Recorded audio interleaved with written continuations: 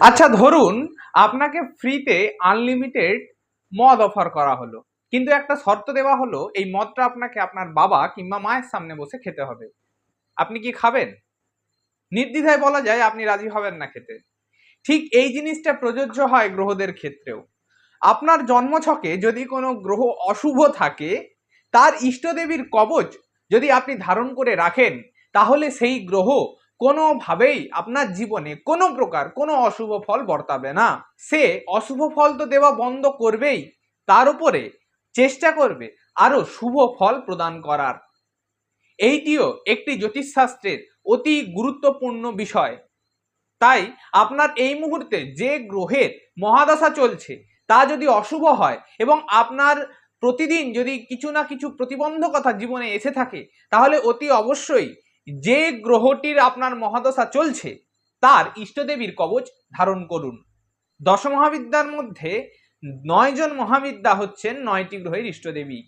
রবি গ্রহের ইষ্টদেবী হলেন নবম মহাবিদ্যা দেবী মাতঙ্গী।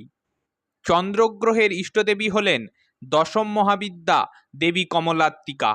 মঙ্গল গ্রহের ইষ্টদেবী হলেন অষ্টম মহাবিদ্যা দেবী বগলামুখী। বুধ গ্রহের ইষ্টদেবী হলেন তৃতীয় মহাবিদ্যা দেবী ত্রিপুরা সুন্দরী।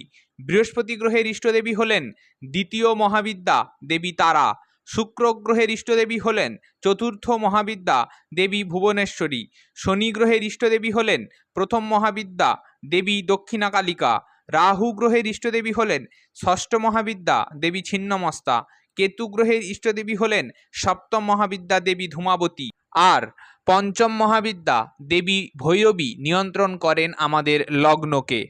তাই এই মুহূর্তে আপনার 9টি গ্রহের মধ্যে যার মহাদশা চলছে, যদি সেটা খারাপ হয়ে থাকে, অশুভ হয়ে থাকে, আপনার জীবনে প্রতিদিন কিছু না কিছু প্রতিবন্ধকতা সৃষ্টি হচ্ছে, তার জন্য অবশ্যই সেই গ্রহের ইষ্টদেবীর কবচ ধারণ করুন। এর থেকে নিস্তার অনায়াসে পেয়ে যাবেন।